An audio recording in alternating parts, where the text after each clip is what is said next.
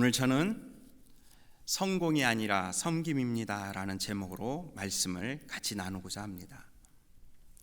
교회 중요 절기가 있다면 아마 부활절과 성탄절일 것입니다.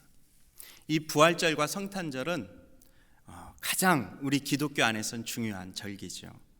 특히 부활절은 예수 그리스도의 죽으심과 부활하심으로 인해서 우리의 믿음의 시작을 이렇게 선포한 날이기도 합니다.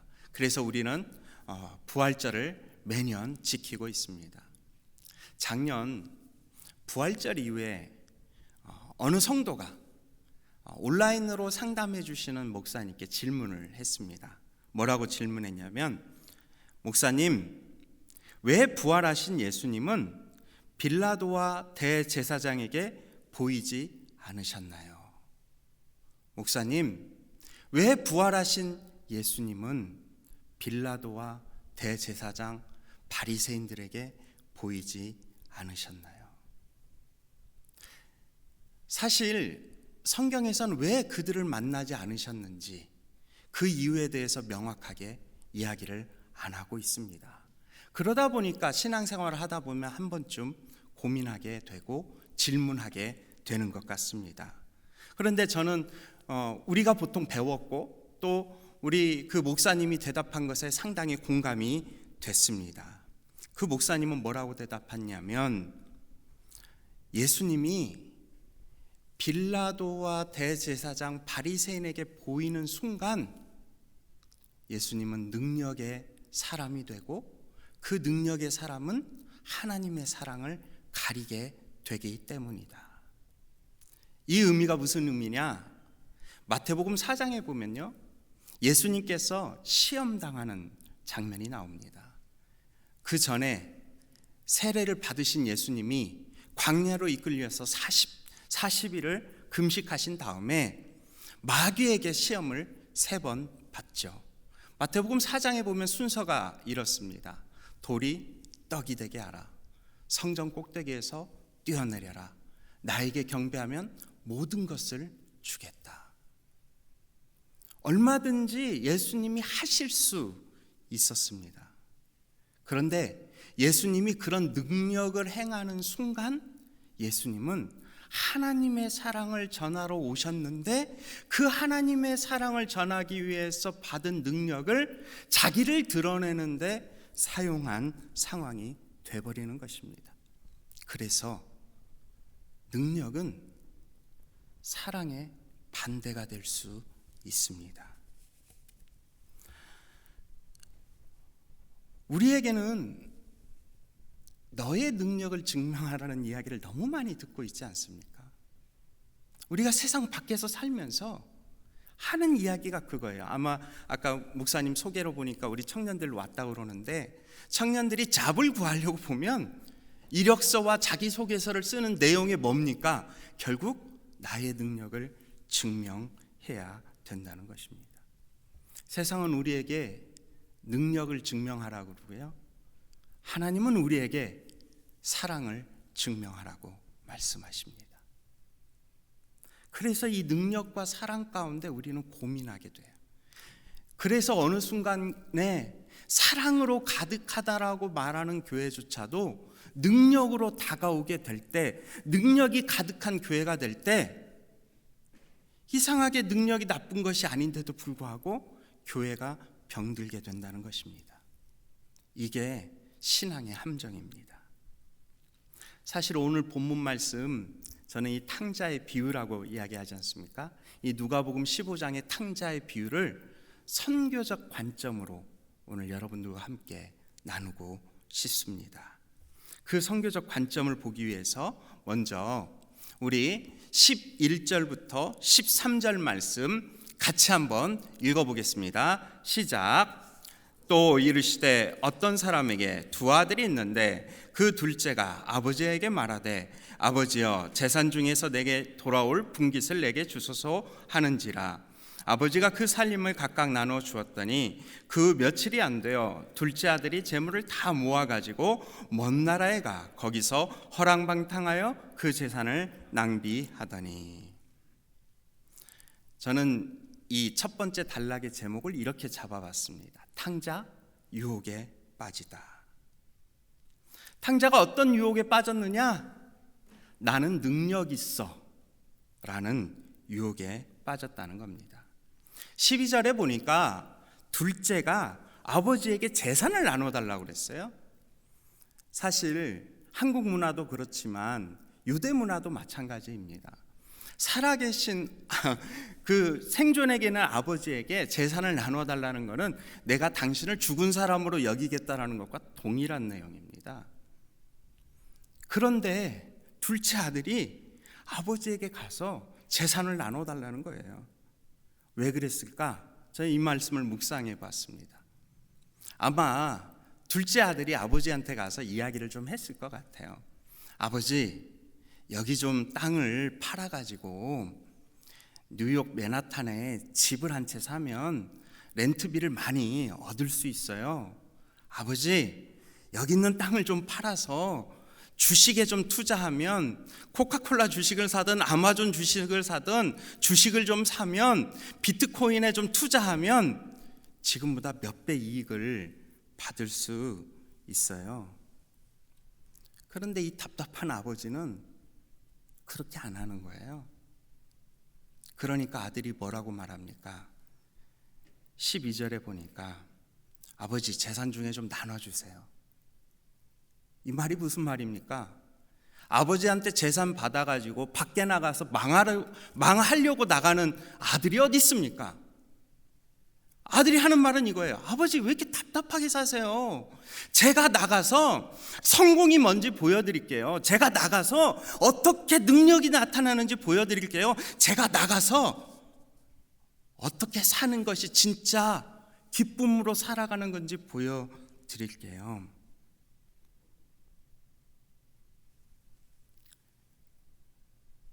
우리는 능력이 있으면 자유를 가진다고 생각을 합니다. 돈이 있고 명예가 있고 권력이 있으면 죄송하지만 사람을 마음대로 부릴 수 있다고 생각을 합니다. 그래서 많은 사람은 능력을 갖기 원합니다. 능력을 갖고 능력을 가져서 그 능력으로 이런 유혹에 빠지죠. 내가 능력 가지면 하나님 일 마음껏 할 거야. 내가 능력 가지면 하나님 마음대로 섬길 거야. 내가 능력 가지면 어렵고 힘든 사람 많이 도와줄 거야. 귀한 성도 여러분, 이게 사단의 속임수입니다. 창세기 말씀에 보면 아담과 이브를 속이기 위해서 찾아온 뱀은 이 선악과를 먹으면 능력이 있게 될 거라고 말합니다.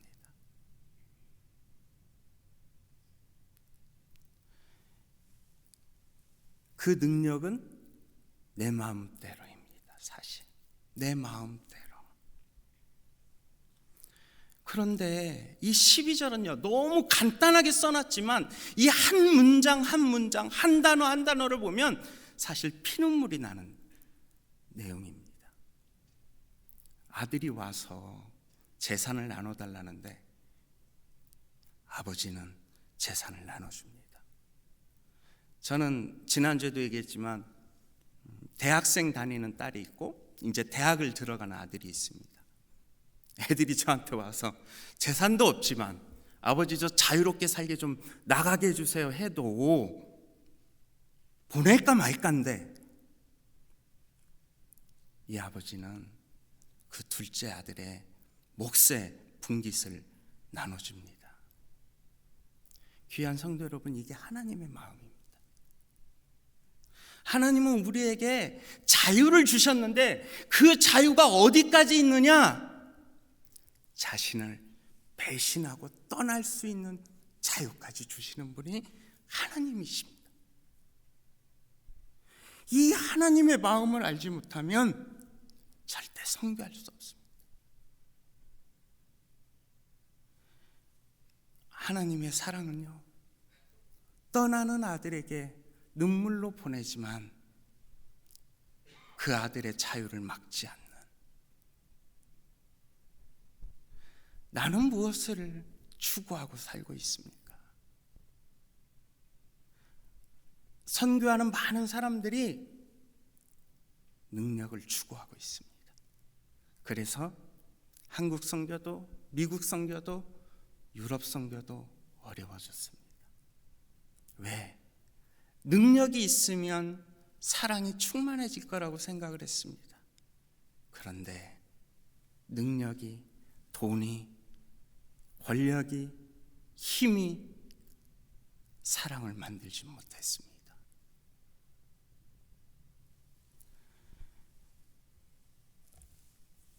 이 유혹에 빠진 탕자, 우리가 너무 잘 아는 이야기지 않습니까?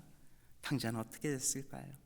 우리 14절부터 17절 말씀 같이 한번 읽어보겠습니다. 시작. 다 없앤 후 그 나라에 크게 흉년이 들어 그가 비로소 궁핍한지라. 가서 그 나라 백성 중 한 사람에게 붙여 사니 그가 그를 들러 보내어 돼지를 치게 하였는데 그가 돼지 먹는 주염 열매로 배를 채우고자 하되 주는 자가 없는지라. 이에 스스로 돌이켜 이르되 내 아버지에게는 양식이 풍족한 품꾼이 얼마나 많은가. 나는 여기서 죽는구나. 저는 이 두 번째 단락의 제목을 이렇게 붙여봤습니다. 탕자 자신의 모습을 깨닫다. 17절에 이렇게 첫 문구가 시작됩니다. 이에 스스로 돌이켜 이르되. 상황은 바뀌지 않았습니다. 그런데 마음이 바뀌었습니다. 탕자는 제정신이 들었어요. 힘이 있을 줄 알았는데 힘이 없고요. 힘을 가진 줄 알았는데 공허하고, 내 마음대로 잘 나가는 줄 알았는데 어느 틈엔가 남은 것이 하나도 없다라고 느껴질 때, 그때 스스로 깨닫게 되는 때가 왔습니다. 변화의 순간이죠. 우리의 삶 가운데 내적 갈등이 있으면 변화의 시작입니다. 근데 그 내적 갈등이 있을 때 여전히 파워, 능력, 권위, 힘, 돈, 명예를 추구하면 마치 갈증나지만 탄산음료를 마시는 것처럼, 갈증나지만 바닷물을 마시는 것처럼 그 마음의 무너짐이 있을 것입니다. 그러나 우리는 기도해야 됩니다. 스스로 돌이켜 깨닫는 사람, 스스로 돌이켜 깨닫는 내가 될 때 선교 현장에서 돌이키는 사람을 알아볼 수 있는 눈이 있어요. 그런데 우리가 여기서 능력을 추구하고 능력을 바라고 능력 속에 있다면은 선교 현장에 가서 누구를 만나도 능력 있는 사람만 찾게 된다는 것입니다.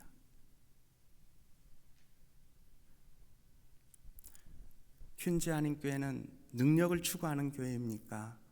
아니면 사랑을 추구하는 교회입니까? 나는 능력을 추구하는 사람입니까? 아니면 사랑을 추구하는 사람입니까? 우리 가정은 능력을 추구하는 가정입니까? 사랑을 추구하는 가정입니까? 탕자는 갈등을 가지게 됐어요. 깨닫게 됐어요. 그런 탕자가 그 다음에 어떻게 했습니까? 우리가 잘 아는 부분이죠. 18절에서 20절 말씀 또 같이 한번 읽어보겠습니다. 시작.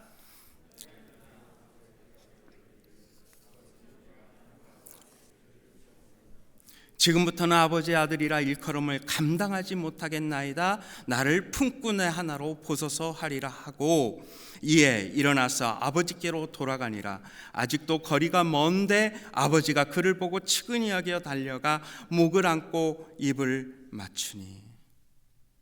깨닫는 사람이 고백하는 게 있어야 돼. 고백이 있어야 돼요. 18절 19절에 뭐라고 고백합니까? 아버지, 내가 하늘과 아버지께 죄를 지어 싸우니 지금부터는 아버지의 아들이라 일컬음을 감당하지 못하겠나이다. 나를 품꾼의 하나로 보소서.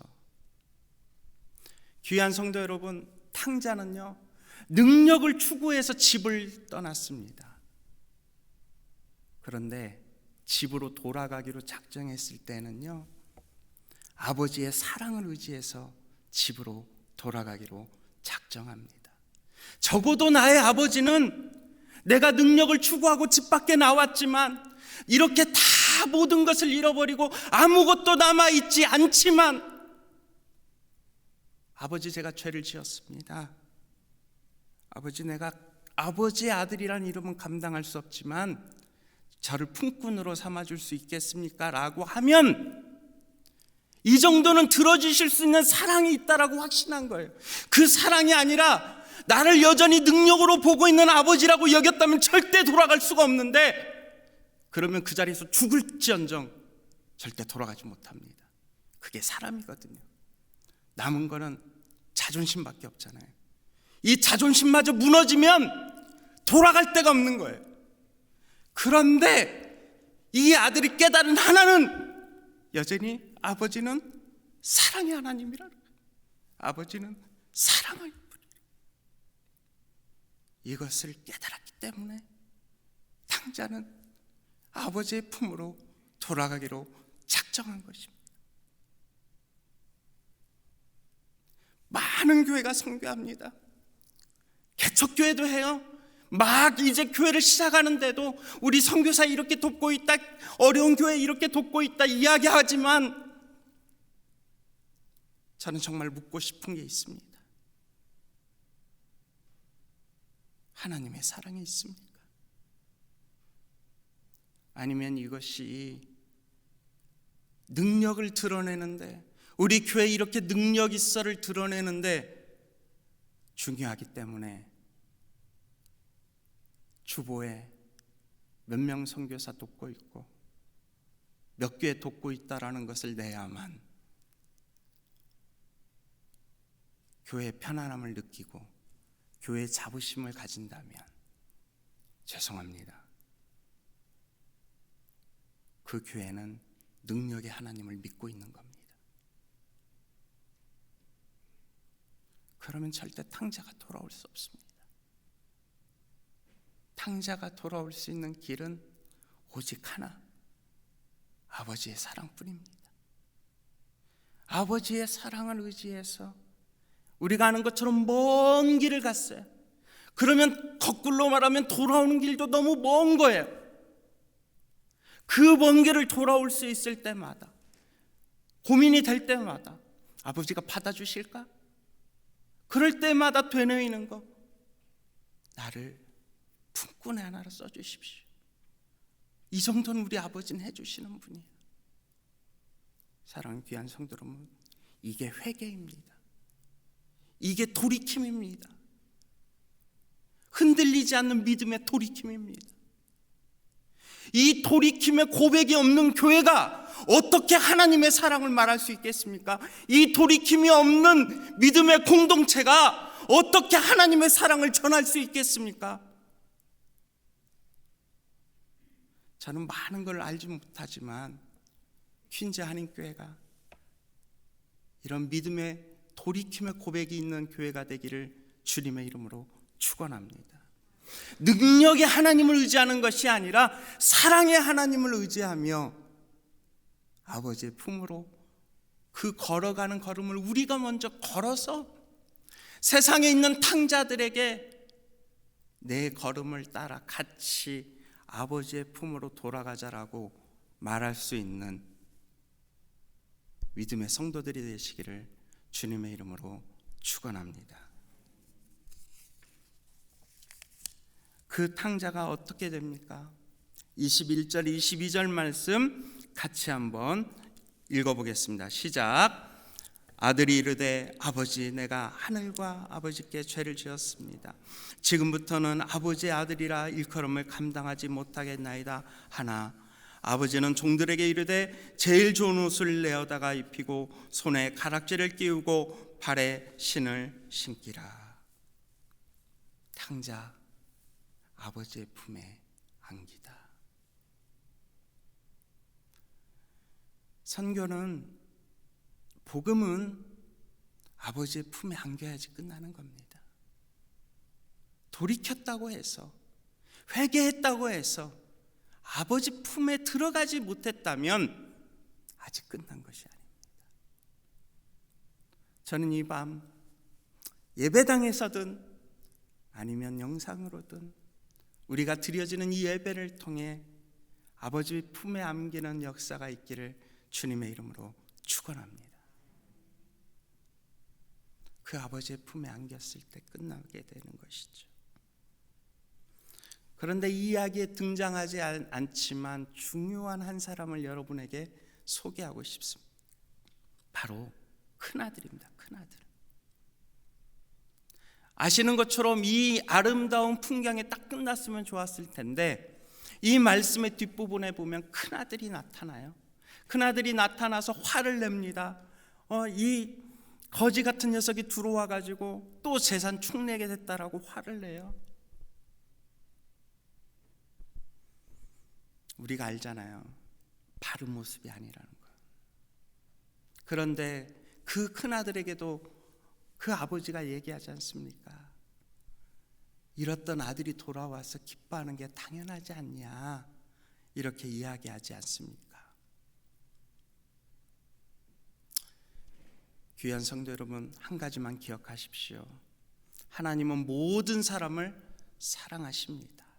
탕자처럼 돌아오는 사람도 하나님은 기다리며 사랑하십니다. 그러나 모든 사람을 기뻐하진 않으십니다.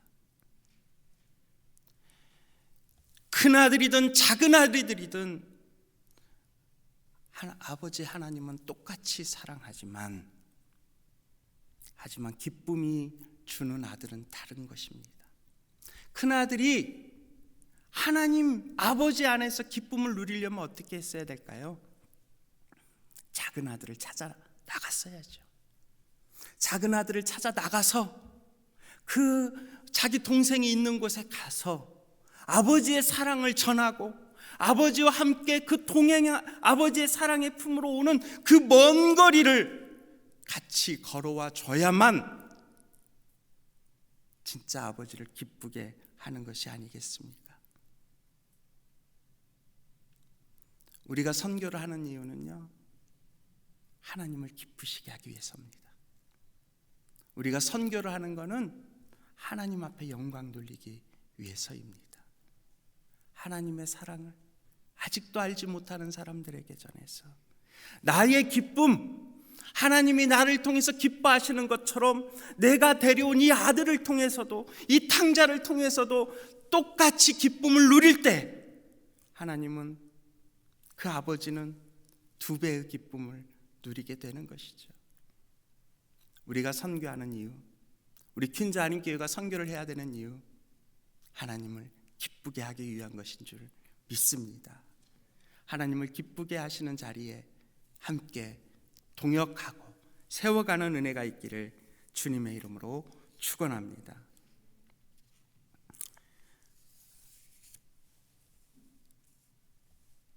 지난주 저희가 선교에 대한 이해를 이야기했었습니다. 선교는 왜 해야 되나, 선교는 무엇인가 이야기를 할 때 우리가 공통적으로 얘기했던 것 바로 예배였습니다. 그런데 이 예배가 복음의 통로가 돼서 우리 안에서 흘러가기 위해서는 어떻게 선교적인 삶을 살 것인가, 이런 거예요. 지금 제가 핵심은 다 설명했습니다. 선교적인 삶, 하나님을 기쁘시게 하는 거다. 하나님을 기쁘시게 하는 거예요. 하나님 아버지를 기쁘시게 하는 것이 우리에게 필요한 부분입니다. 그러면 기쁘시게 하는데도 이 기쁘시게 하는 거는 내용이고요, 그릇을 만들어야 돼요. 이 그릇이 아무것도 아닌 것 같아도 참 중요합니다. 그 그릇을 제가 한번 오늘 예를 들어서 어떻게 만들면 좋을지를 같이 나누고자 합니다. 먼저 고린도전서 11장 24, 25절은요 성만찬 할 때 많이 인용하고 같이 읽는 말씀입니다. 우리 한번 같이 읽어보겠습니다. 시작. 축사하고 떼어 이르시되 이것은 너희를 위하는 내 몸이니 이것을 행하여 나를 기념하라. 식후에 또한 그와 같이 잔을 가지시고 이르시되 이 잔은 내 피로 세운 새 언약이니 이것을 행하여 마실 때마다 나를 기념하라. 딱 여기까지 성만찬했어요. 그런데 사실은 26절이 있습니다. 26절 한번 같이 읽어보겠습니다. 시작. 너희가 이 떡을 먹으며 이 잔을 마실 때마다 주의 죽으심을 그가 오실 때까지 전하는 것이니라. 고린도 전서 말씀입니다. 고린도 전서 말씀. 고린도 교회는요, 음란도 있었고 재물을 먹는 것 때문에도 어려움이 있었고 초대교회에서 겪었던 수많은 이야기들이 있는 교회였어요. 문제가 많은 교회였다라고 지금도 보고 있는 그런 모습들이 있었습니다.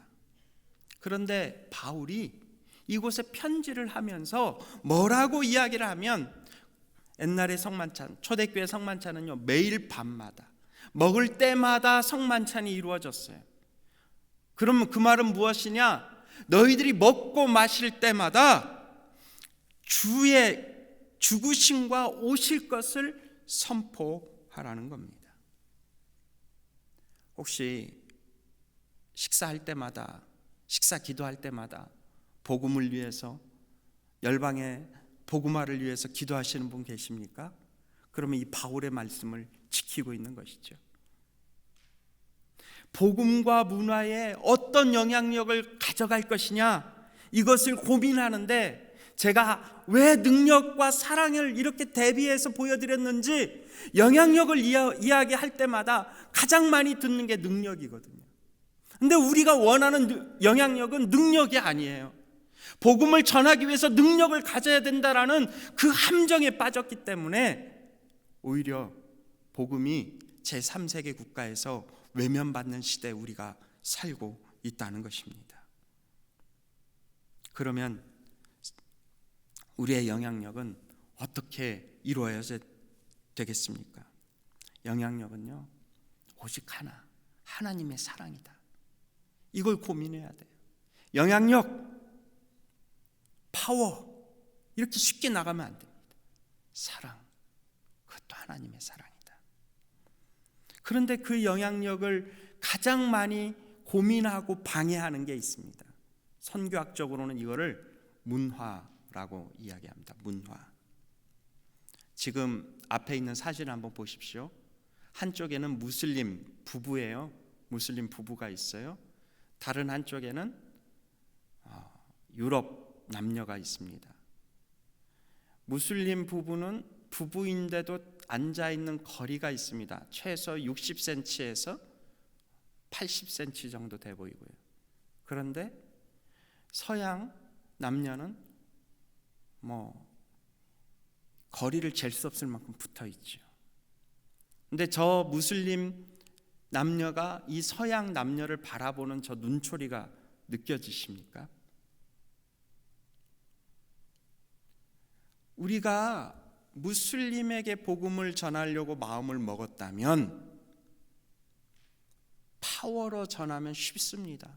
요즘 난민사역 600만, 1000만, 어젯밤에도 제가 요르단에서 사역하시는 선교사님의 선교 보고를 들었는데,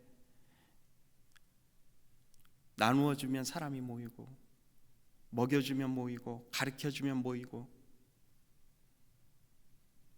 그런데 고민이 되죠. 그곳에 사랑을 어떻게 전할 것인가?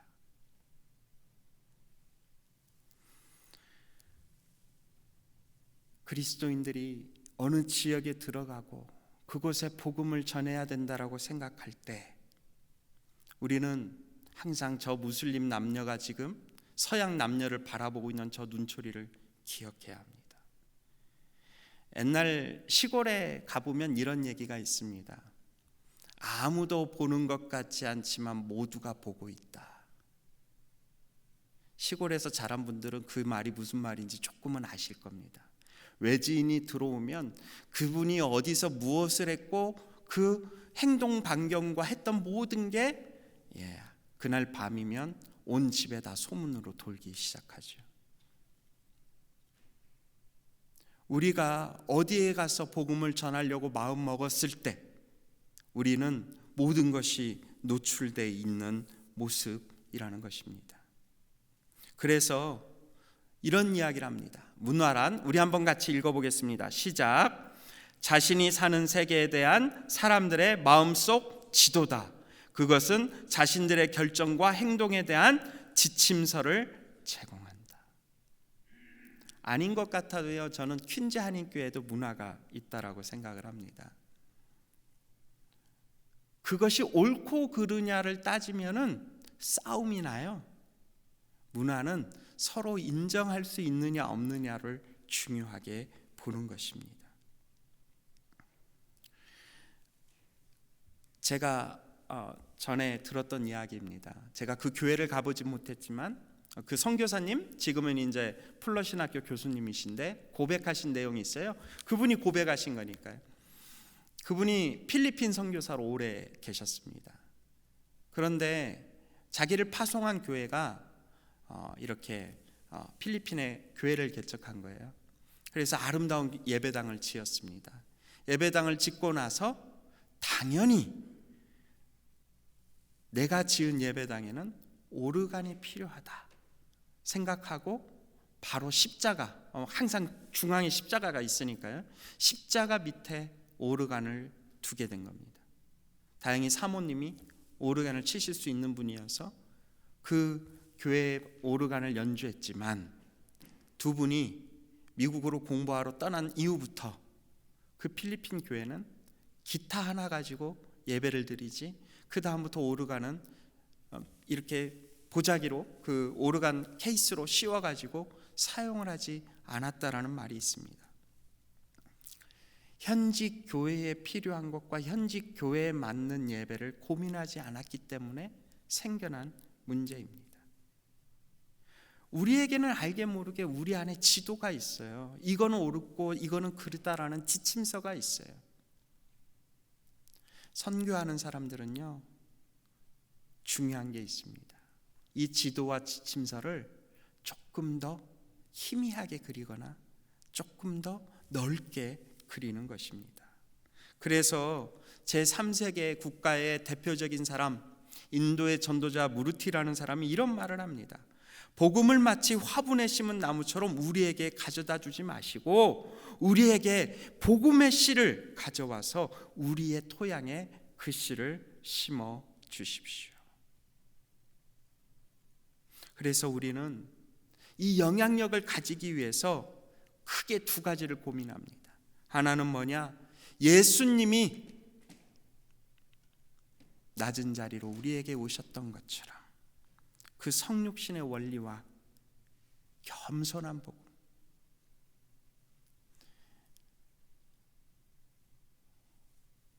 선교사들이 가장 많이 듣는 말 중에 하나가 그거예요. 선교사들 중에 열정 없이 나간 사람이 없습니다. 너무 열정이 많아요. 10년이 지났는데도 그 열정이 변하지 않는 거예요. 제가 선교지를 방문했다가 열정 있는 선교사님이 여전히 열정이 있으신, 저보다 나이가 많으신 분인데, 아유 목사님 뭐 하면서 이렇게 움직이시는데 그 열정이 죄송하지만 자랑이 돼버렸습니다. 그 헌신이 자랑이 돼버렸습니다. 그래서 제가 떠나기 전에 그분과 식사하면서 웃으면서 한번 이렇게 권했어요. 뜨거운 복음보다 따뜻한 복음이 필요한 시기입니다.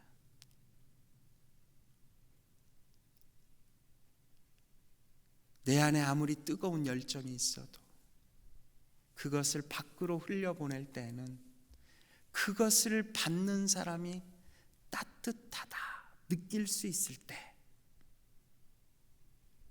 그 온도를 맞춰나가는 게 쉬운 게 아니거든요. 따뜻한 그 느낌이 다 다르기 때문에 선교사는 기도하면서 겸손하게 그 온도를 찾아가는 거예요. 그 따뜻함이 서로 매칭이 됐을 때 우리는 복음을 흘려 보내는 것입니다. 그래서 복음에서 가장 중요한 것은 겸손입니다. 겸손. 선교하는 사람은 이 세 가지를 할 수 있어야 됩니다. 첫째, 배우는 사람이 돼야 됩니다. 문화는요, 아까도 제가 말한 것처럼 옳고 그름이 없어요. 그렇기 때문에 겸손히 배우기 위해서 노력해야 합니다. 저는 목사 가정에서 자라서 중고등학교 다 남자 고등학교를 다니고 대학 때도 신학 대학을 다녔습니다.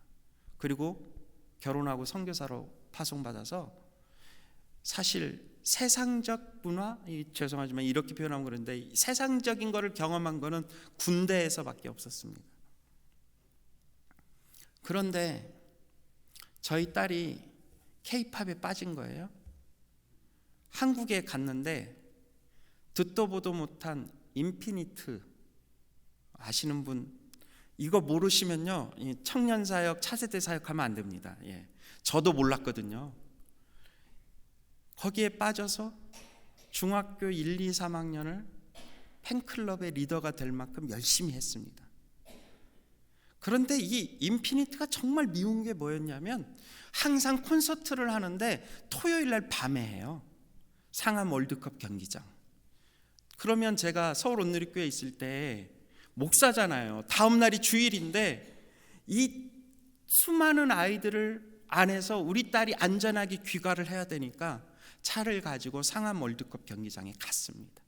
가가지고 분명 끝나는 건 10시 반이라고 그랬는데 11시가 넘어도 애가 안 나오는 거예요. 얼마나 많은 애들이 쏟아져 나오고 얼마나 많은 차들이 대기하고 있는지 그게 어렵더라고요. 마음이 어려워졌어요. 옆에 있는 아내한테 한마디 하고 지금 내일 주일인데. 그런데 제가 한번 마음을 바꾼 적이 있습니다. 내가 정말 우리 딸에 너무 모르구나. 우리 딸이 좋아하는 인피니트를 너무 모르구나. 그래서 딸을 만날 때마다 인피니트에 대해서 물어보면요, 사춘기 그 새침한 딸이 인피니트 얘기만 나오면 그렇게 잘 설명을 해주고 그렇게 잘 참고 자료도 갖다 주고. 그때 제가 깨달은 게 있습니다. 선교한다는 사람이 너무나 편해서 배우려는 마음이 없었구나. 우리가 우리 안에 어떤 것을 잡으면 그 안에 복음을 흘려보내기로 작정을 했으면요, 배워야 합니다. 그리고 나눠야 합니다. 배움 다음에 나누는 겁니다. 나눔 다음에 간증이 있어야 됩니다. 간증은 뭐냐? 내가 만난 예수님. 포장하는 거 아닙니다. 내 굴곡진 삶에서 나를 찾아오셔서 이런 탕자처럼 무너지고 깨지고 아플 때 돌이켜서 안겼더니 나에게 다시 씻기고 입히고 가락지를 끼워주신 나의 아버지. 금요일 저녁 이 자리에 있을 정도면 사실 감추고 있어서 그렇지 이런 간증이 있지 않겠습니까? 기억하십시오. 선교를 하기 위해서, 복음을 전하기 위해서 그들을 배우십시오. 그리고 같이 나누십시오. 그리고 내 삶을 간증하십시오. 이 세 가지가 됐을 때 오늘의 제가 나누고 싶은 핵심 내용입니다. 우리 한번 같이 읽어보겠습니다. 시작. 선교자는 열린 마음을 가져야 한다. 물음표가 생겼을 때요, 세상은 능력 있는 사람은 빨리 판단합니다. 빨리 판단하고 빨리 결정하고 빨리 그 길로 달려갈 때 능력 있다라고 이야기하고, 하나님의 사랑을 가진 사람은 어떤 의문점이 생기면 생각합니다. 그리고 이해하려고 노력합니다. 이해하려고 노력하는 순간 열린 마음을 가지게 되는 것입니다.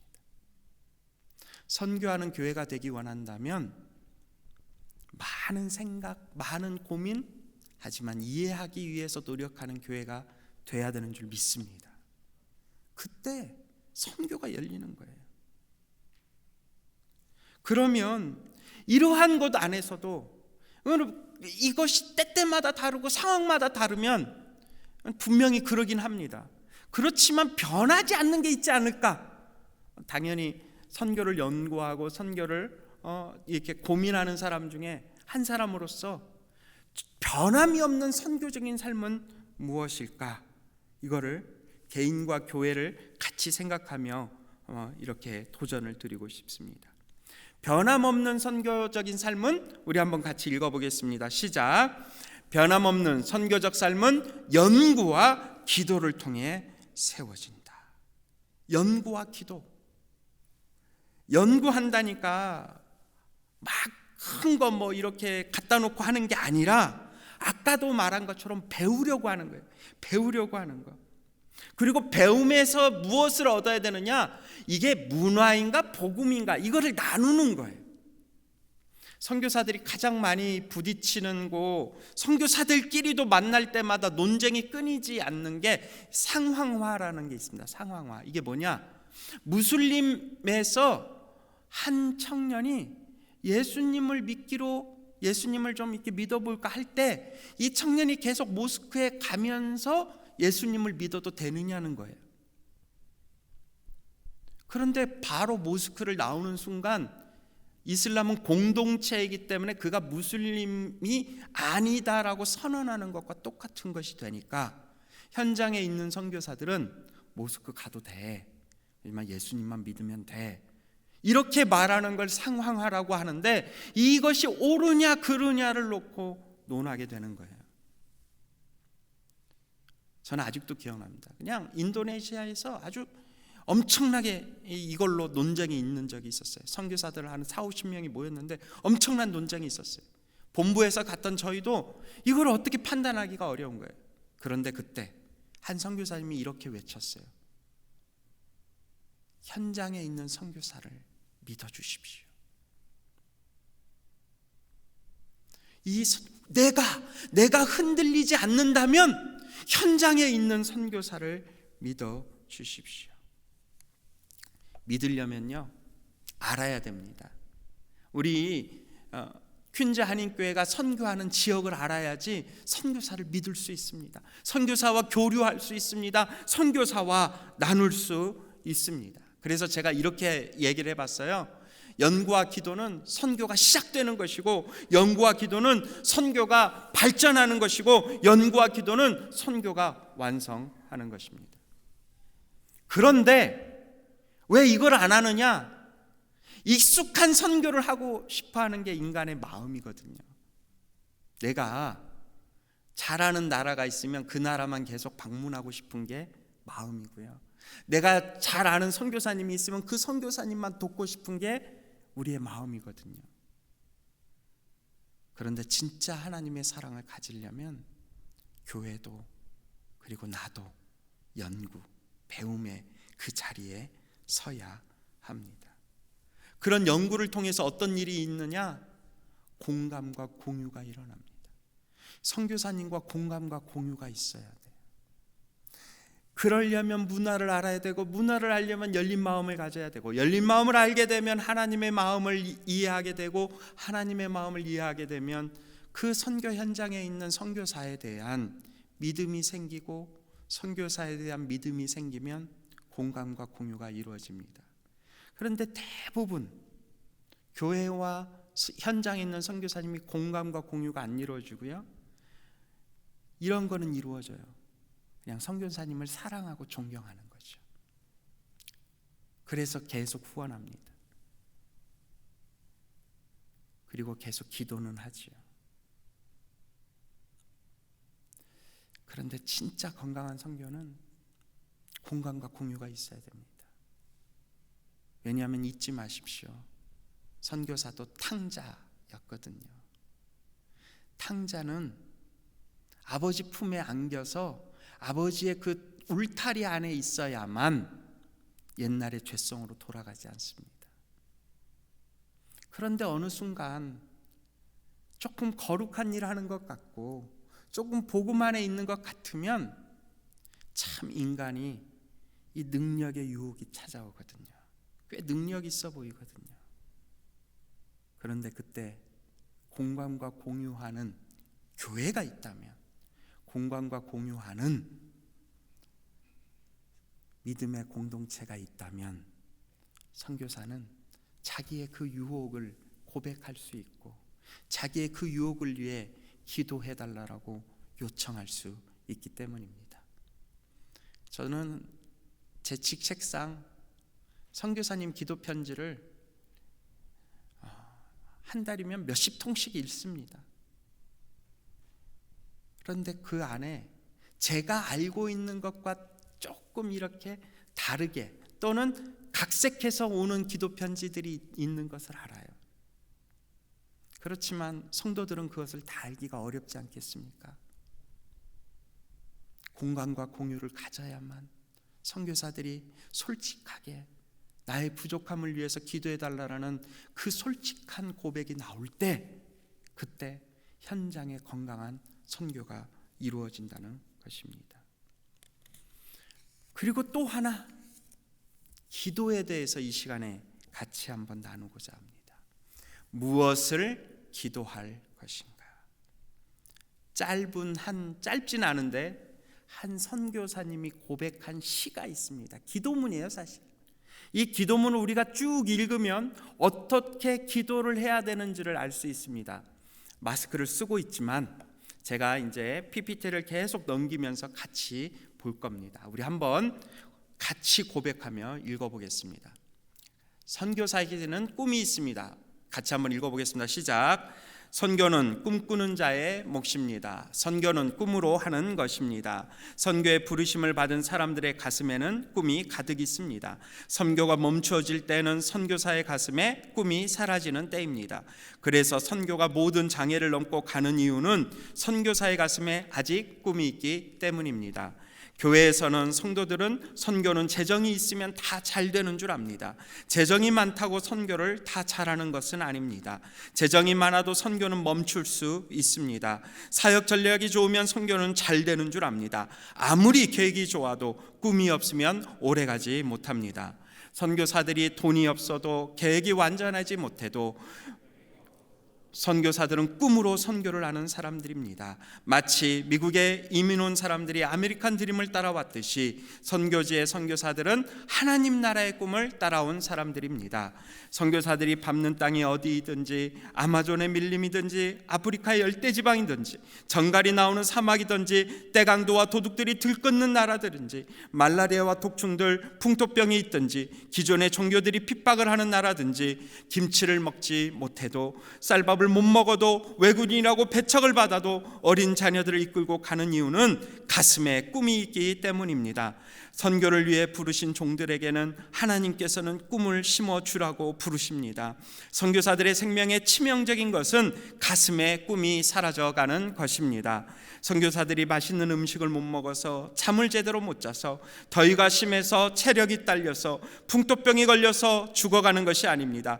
꿈이 말라져가는 것이 선교사로서는 끝입니다.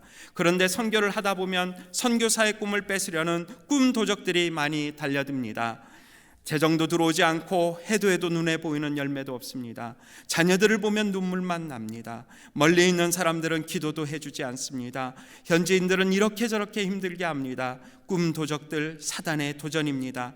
이래도 선교할래 하고 비웃음을 던지며 당장 보따리 싸라고 유혹과 협박을 합니다. 선교의 꿈을 포기하라고 합니다.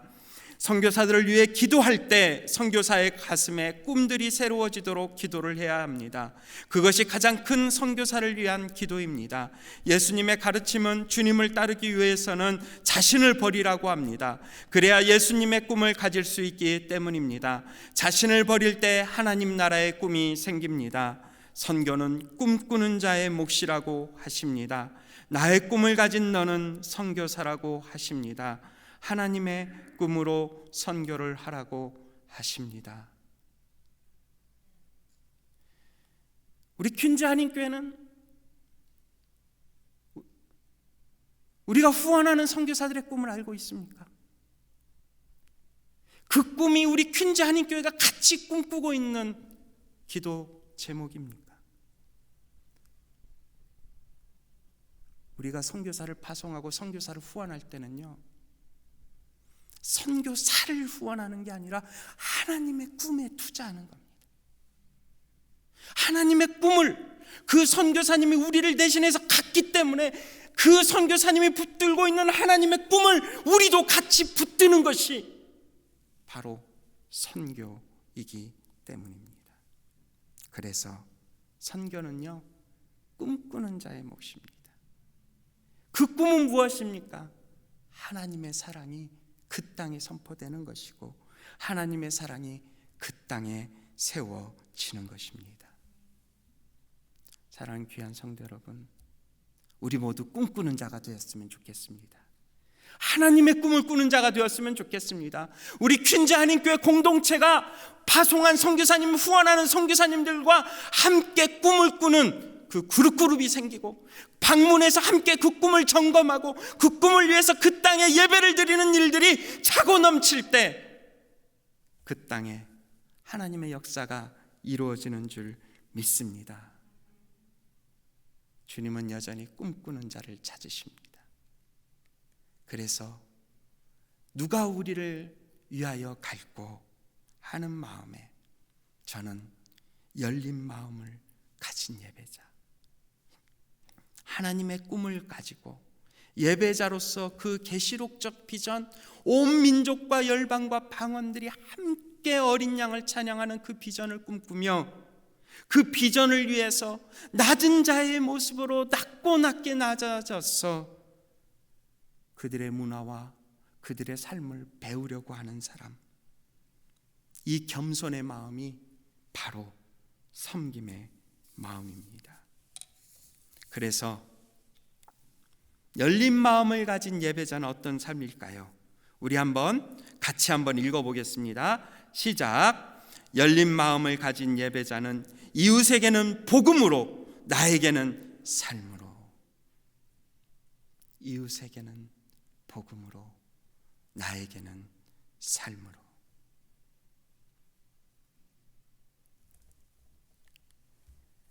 그리스도가 없는 가슴마다 선교지이고 그리스도가 있는 가슴마다 선교사이다. 귀한 성도 여러분, 교회 공동체가 하나 되어 섬겨나가는 것, 그 하나님의 꿈을 우리 퀸즈 한인 공동체는 꾸었으면 좋겠습니다. 나이의 많고 적음이 문제가 아니라 많이 배우고 못 배움의 문제가 아니라 하나님 아버지의 사랑을 알고 탕자의 마음으로 돌이켜서 아버지의 품에 안긴 경험이 있다면 우리는 그리스도의 가슴을 가진 선교사입니다. 하나님의 사랑을 한 번 더 품어보지 않겠습니까? 그 일에 한번 헌신하지 않겠습니까? 그래서 가든지 보내든지 선교의 마음을 품는 그런 은혜가 2022년 퀸즈 한인교회에 가득가득 하시기를 주님의 이름으로 축원합니다.